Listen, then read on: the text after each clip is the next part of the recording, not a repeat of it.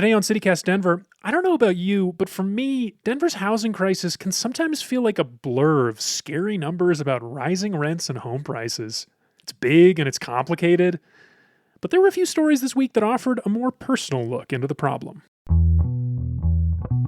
Today is Friday, September 10th, 2021. I'm Paul Caroli, and this is CityCast Denver.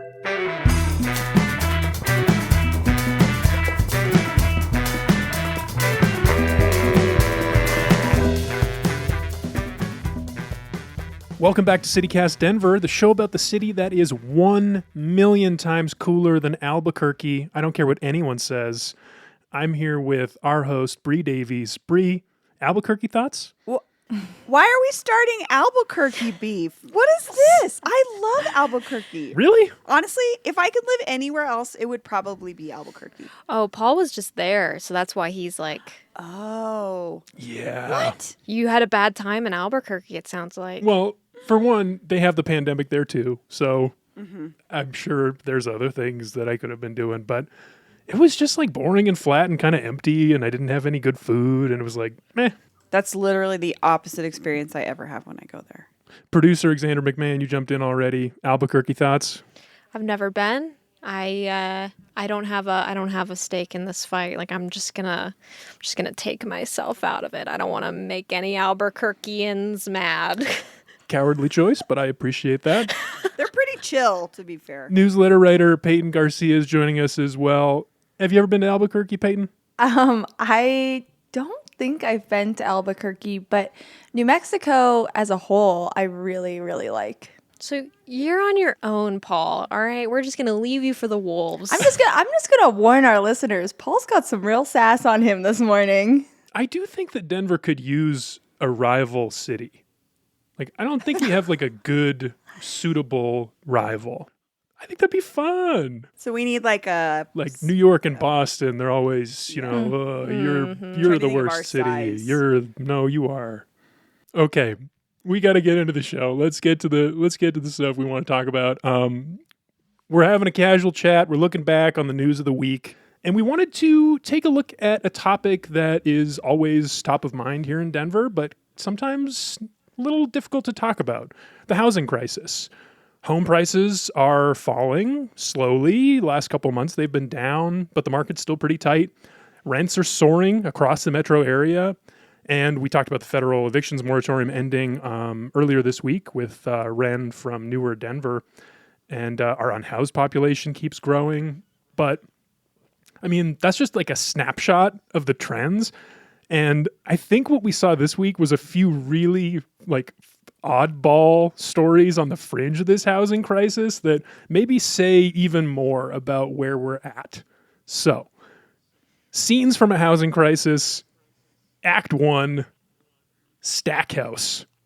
Let's start with Stackhouse. This is a new development coming to West Colfax from an Arizona-based company, and it's difficult to describe what they're doing, but the news this week was that they're building this tower where people can buy homes that are made out of shipping containers, and the shipping containers can be like slotted into the tower and then moved out of the tower if they want to move. Like, I think the idea is that this company wants to set up these towers in different cities all over the world, and then people will be able to move their shipping containers. Bree, you're rolling your eyes already. Let's go to you. What do you think about this? Well, first of all, I want to know if they're accessible. I can't tell from the article or the renderings if these 8-story buildings have elevators. If they do, I'll feel a little bit more inclined to be supportive of them. I'm supportive of affordable housing options, and I understand that the bigger picture of our housing crisis is having as many options as possible, affordability-wise. My frustration with this is there's this really stark juxtaposition between the innovation of this shipping container idea and then how we talk about people who live in mobile home parks. To me, it's a real class-defining thing. And we're going to get to the mobile home park issue later in the show, which is a nightmare in itself. But I just think about how mobile home parks have been talked about since, they've come around in the last 50, 75 years. And then this idea comes along and it's like, wow, this is innovative, da da da da da. But in reality, to me, it's kind of just a new take on the mobile home park. And it just feels like a redressing in a way that is a little bit disingenuous. Well, and I'll say, Brie, in terms of the accessibility component, I mean, all I saw was that there's like a centerpiece that looks like an elevator, but it's big enough so that they can put the shipping containers up into the tower. Like it's an elevator for the shipping containers, so that when people move in and out, they can just put their shipping container on the elevator and it goes down. So I don't know if that's also an elevator for people, but I did see presumably that. the people could be inside the shipping container when it's going up the elevator.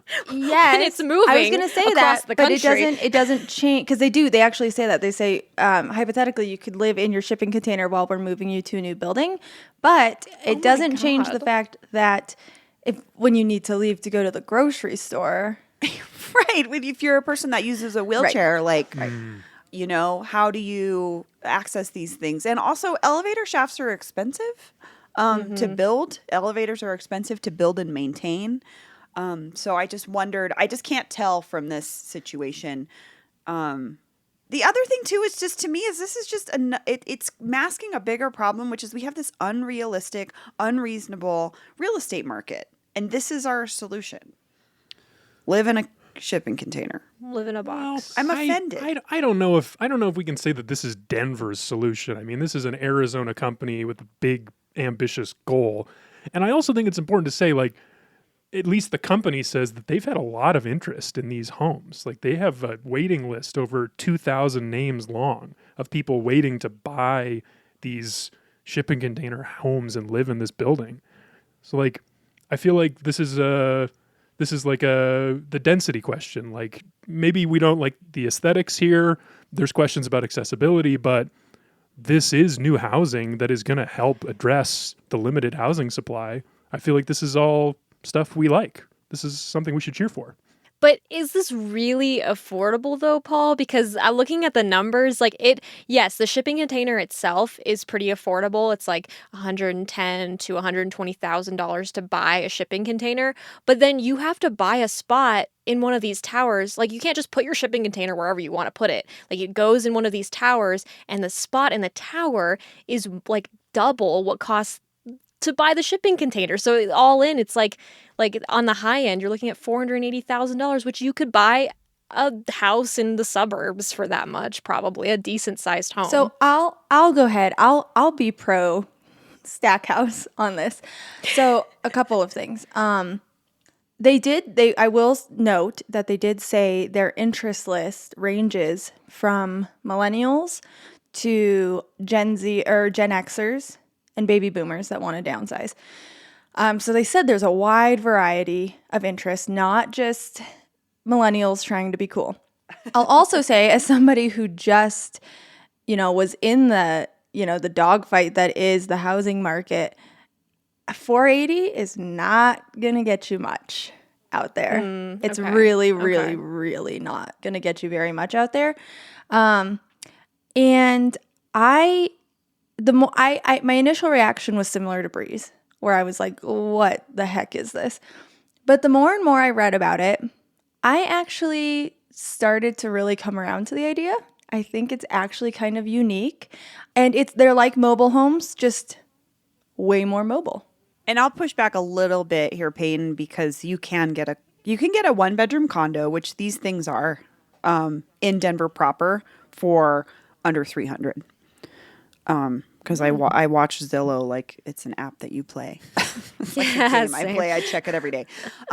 So I have to say I'm with Xandra in that I don't think it's accessible on the affordability front as much as it's presenting itself, and that might be part of the problem to me. I also just wonder how many folks on this waiting list would live in a trailer. I'm sorry, would live in a mobile home park. So that's actually my one big thing with this, is what you brought up, Bree, because I didn't think about it until you mentioned it when we were talking about this earlier this week, that the stigma between a mobile house park and this is cool and awesome. And if you live in a mobile house park, you're trailer trash and you do drugs and all the other stuff that people say about live Totally. that community. So that is, my big thing, because it's like, isn't this just a mobile house park except stacked?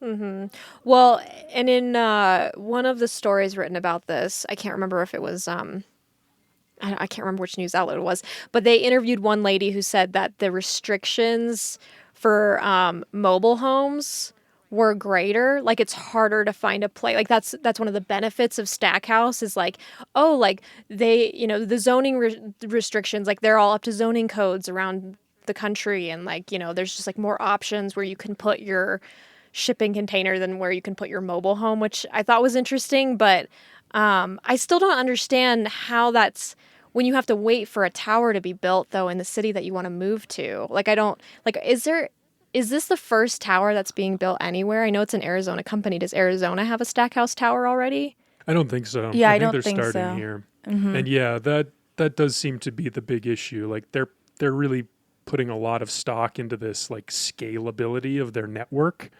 And the promise of that is like a huge part of their brand. And I don't know. I mean, And what if they don't end up building them anywhere else? exactly. And also, like if you're paying $480,000 to get a spot in the Denver Stackhouse, and you're hoping that this is like a more affordable housing solution, are you also the kind of person that is going to be paying to move your shipping container home to Tokyo to live for a year?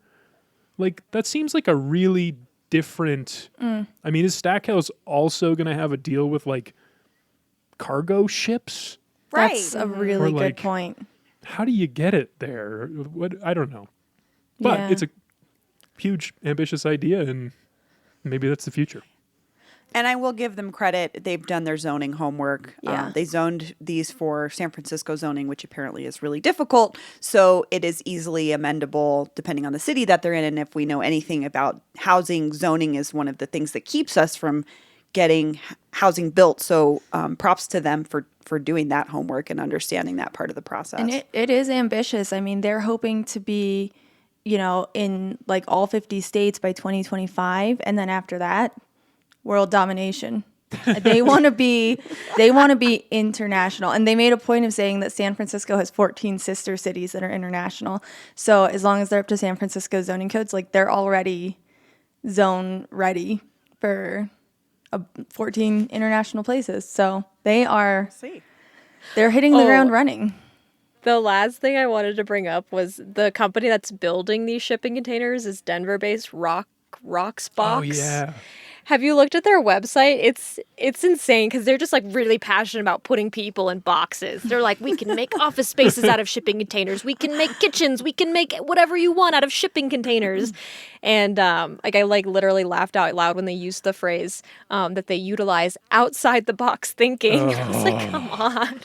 What a bad pun. You're like, but you're inside the box, isn't that the But yeah, but don't you want to be in the box? I don't know. Anyways, it's just shout out to Denver-based Rocks Box. Let's move on to Scenes from a Housing Crisis, Act 2, Mobile Home University. This story comes courtesy of the Denver Post, reporter Sam Tabachnik.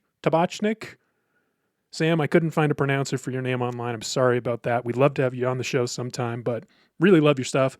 He had a profile this week of, I guess it's these two guys, Frank Rolfe and David Reynolds, who own a company called RV Horizons Impact Communities, which owns mobile home parks across the country, more than 100, including 18 here in Colorado. But the focus of Sam's piece was this training course that these two guys have run called Mobile Home University. And it's based here in Colorado. I wasn't able to figure out where. They have a P.O. box in Cedar Ridge, but it's kind of mysterious where they actually do this work. But Mobile Home University purports to teach people how to do the work they do, which, according to Sam, is treat people terribly. Like, they own these parks and they just raise rents. They don't take care of the properties. Sounds like a horrible living situation. When we all saw this story earlier this week, everybody had a strong reaction to it. Bree, what did you think? I mean, what can we learn from this story about the housing crisis? Well, to me, it speaks to the fact that the way we do real estate, like who determines where people can live affordably it's unbelievable. This is like a scream. This is like a signal. Like, we can't keep doing this. We can't keep allowing people to decide who gets to be housed and who doesn't. Housing is a human right.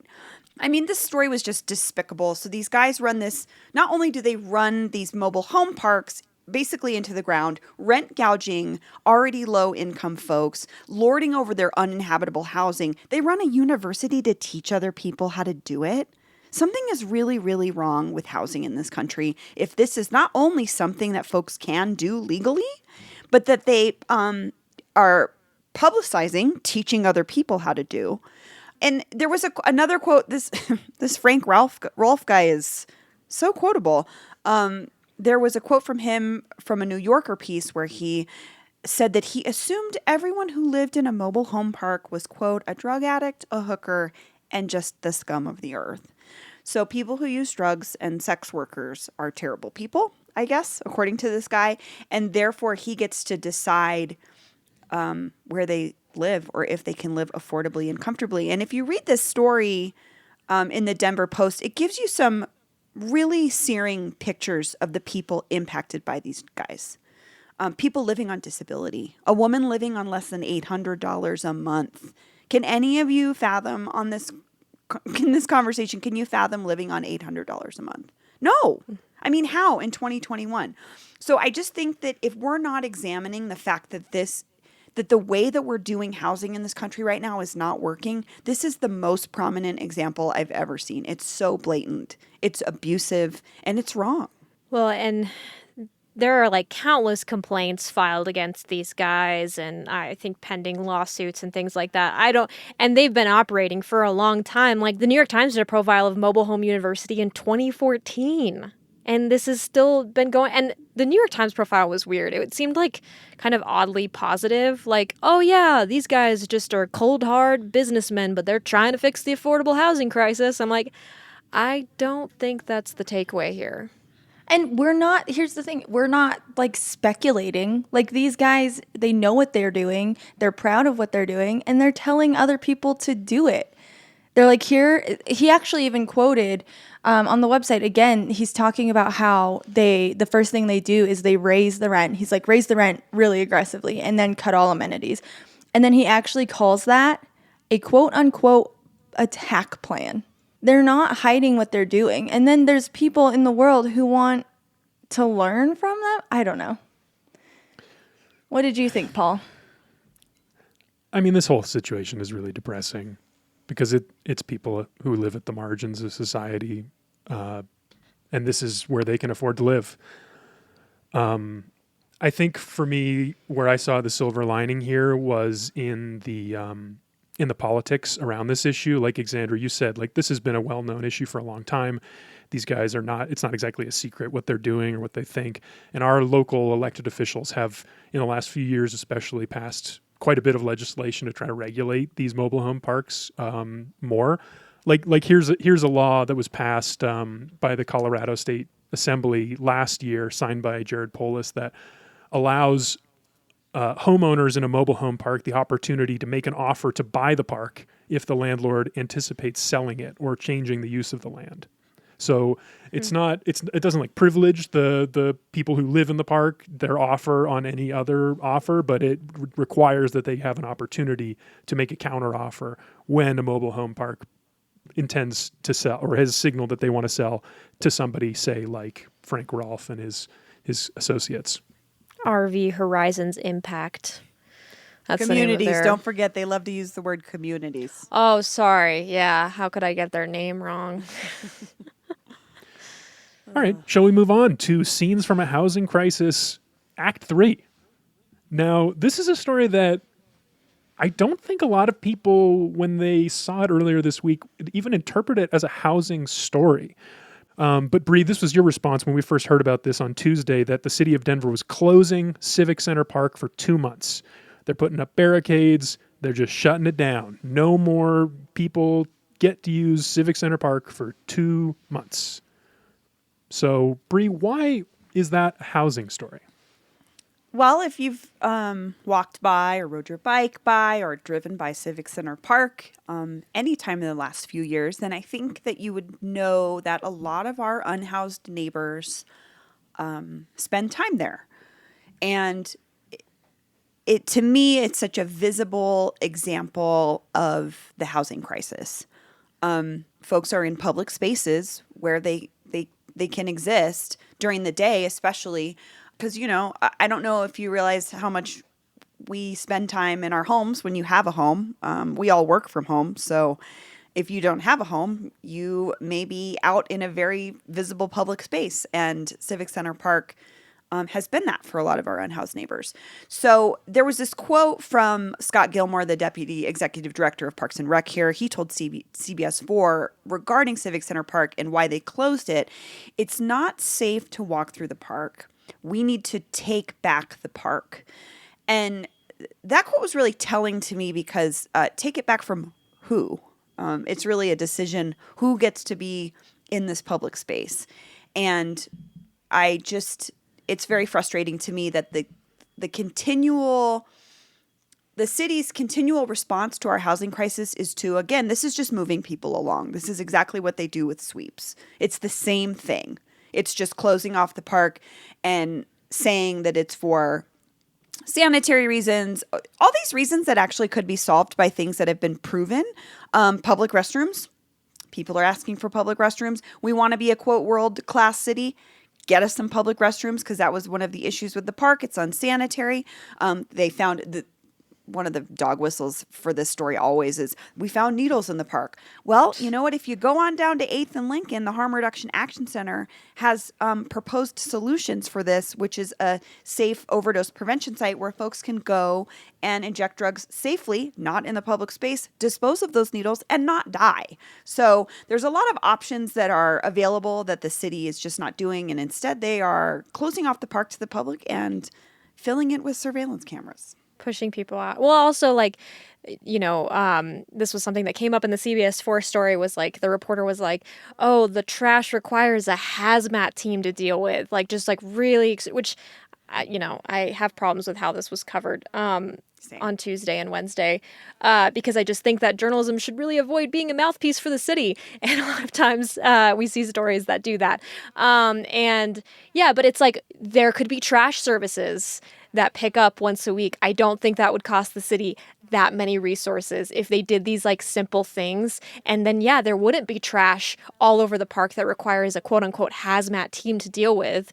And it was interesting. It was very telling that Scott Gilmore was very careful to not use words like homeless or unhoused or camping. It was just very oh, the park's just unsafe. We're not going to give specifics, but we all know what Scott Gilmore is talking about. When he says take it back, that's take it back from the community that's using it. That was not a wise choice of words for him to use if he was trying to cover tracks of any kind. Clearly a poor choice of words, but I think what something we haven't brought up yet that we need to is that this has been a place where there have been a lot of reports of violence. We've all seen the DPD data. This is a place where 2 people have been murdered in the last year. There's been a lot of reports of physical assault. Now, again, I don't know exactly what I think about that or how it plays into this conversation, but that's a factor here. And I think that's what he was referring to. But what I kind of wanted to talk about with this is Civic Center Park in general, it feels like the city doesn't know what to do with it. They recognize that there's an issue that they don't like. Drug use, violence, unsanitary conditions, whatever. But they don't have any other thing that they would like to be happening there. I don't know, Peyton, you've been writing about activities in Civic Center Park all summer during the pandemic. What do you think? What do you see? What do you see in the tea leaves of the Hancock administration's regulations in the park? I mean, I think you hit the nail on the head. They want to do something with it, but they have no idea what to do. And for a long time, they keep talking about this big overhaul and how, reimagining Civic Center Park. And they've tried to do all of this community engagement to get an idea of what, Denverites want to see become of Civic Center Park and they want to make it something different. I don't think that they have any idea what they want that to be, though. And in terms of the violence, Paul, like you brought up, I mean, yes, it does seem like there have been more violent incidents at the park in the last couple years, but that's true across the city. Like it's just getting worse. And I mean, there could be countless reasons for that. A lot of people blame the pandemic, unemployment, all these contributing factors, but it's just like, it doesn't change the fact that like Civic Center Park is not special in terms of like, oh yeah, there's been all the violence is centered in this one park and it's because all these people are living there and they shouldn't be. Well, it was listed as a quote unquote crime hotspot, wasn't it? Right. Yeah. Which I know is like a whole nother can of worms, but it was listed, wasn't it? Mm-hmm. With all the other crime hotspots around the city. Right. That we're not shutting down. Unless there is data that shows it's like the worst crime hotspot out of all the hotspots, which I haven't seen that. I don't know. I'm just like, I just have a lot of skepticism. Well, you all have heard me talk about this before, but the real answer of what to do with Civic Center Park is right there.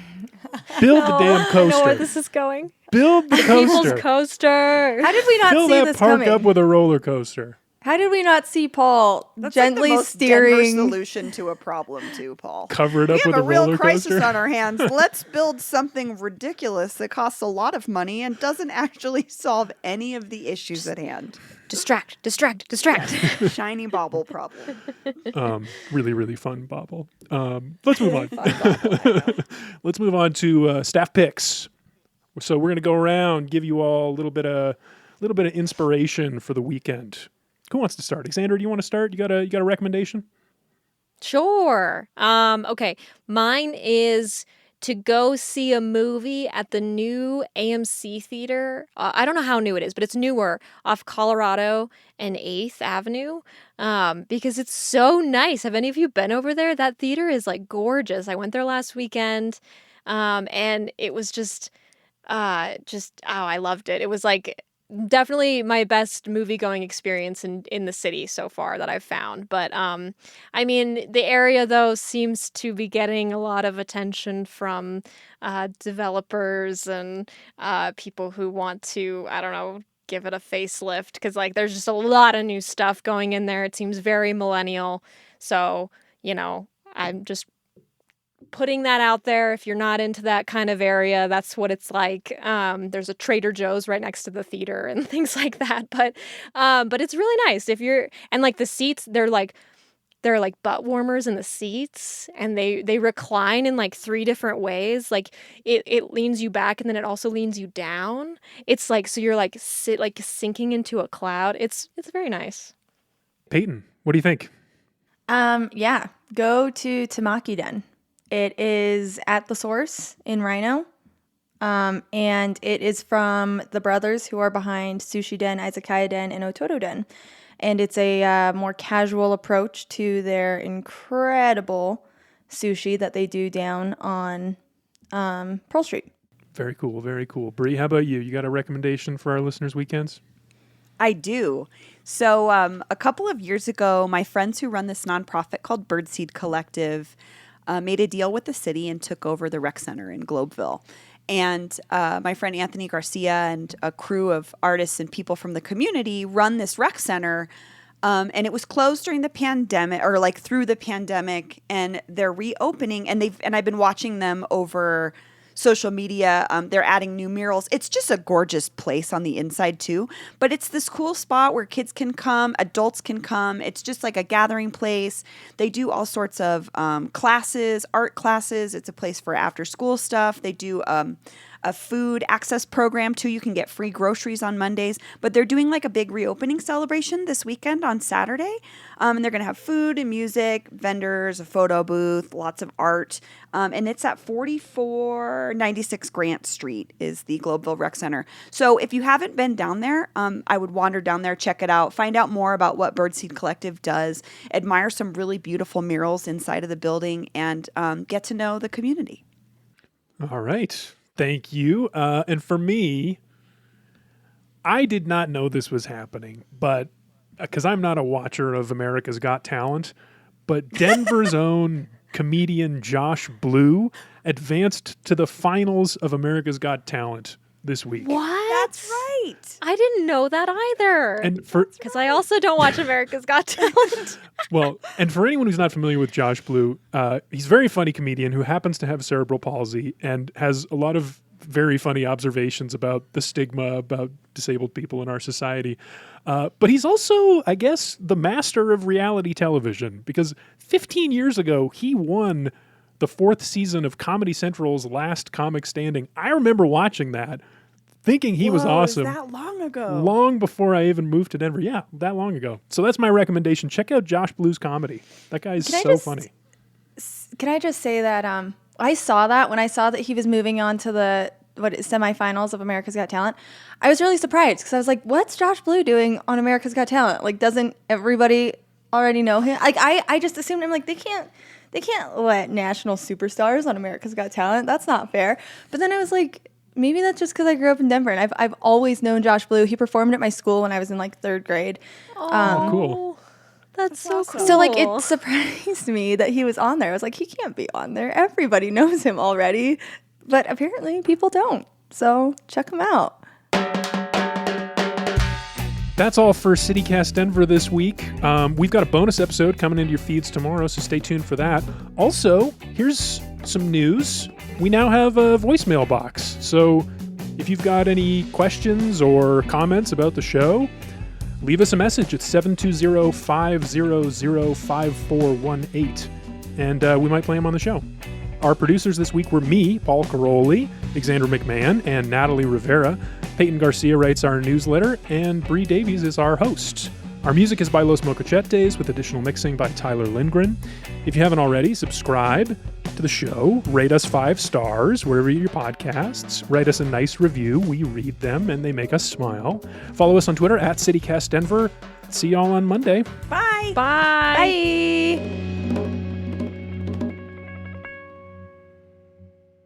Ma'am, this is not a dairy farm. This is a cornfield.